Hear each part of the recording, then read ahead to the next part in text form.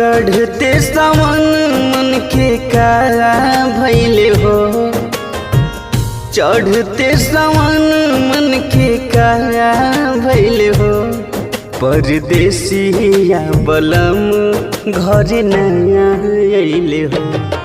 परदेसिया बलम घर नया अइले हो। चारों ओर खेत हरियारा गइले हो। झुलुहा डार पर टंगा गइले हो। परदेसिया बलम घर नया अइले हो। परदेसिया बलम घर नया अइले हो।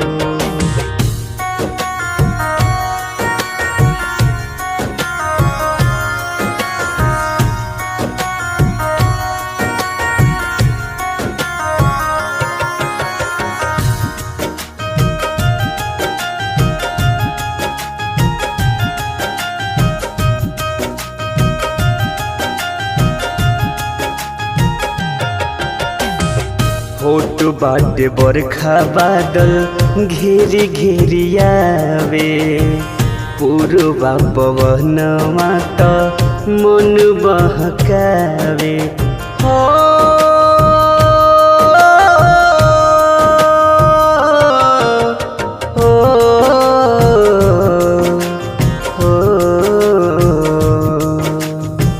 चारों ओर चिराइन के गूंजा तारे बोल हो। बोल तारे पपिहा मोर लागे अनमोल हो। सब लोग के मान खिलखिला गइले हो।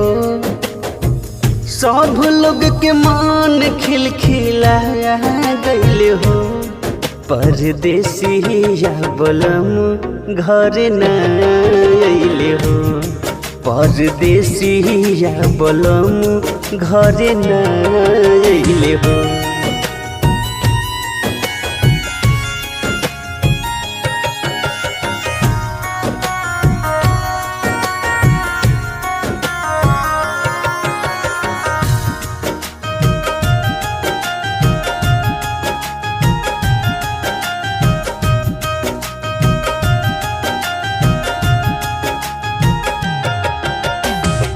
हरिहर साड़ी पेन्हनी चूड़ी और कंगना। लागता सुहावन देख चहकता अंगना हो।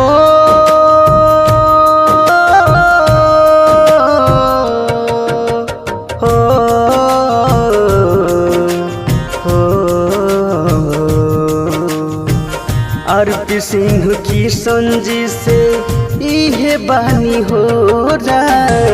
सावन में अइते इहे मन बाटे मोरा। सब कर मराद अब आ गइले हो। सब कर मराद अब आ गइले हो।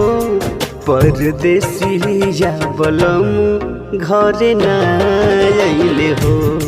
परदेसिया बलम घर नया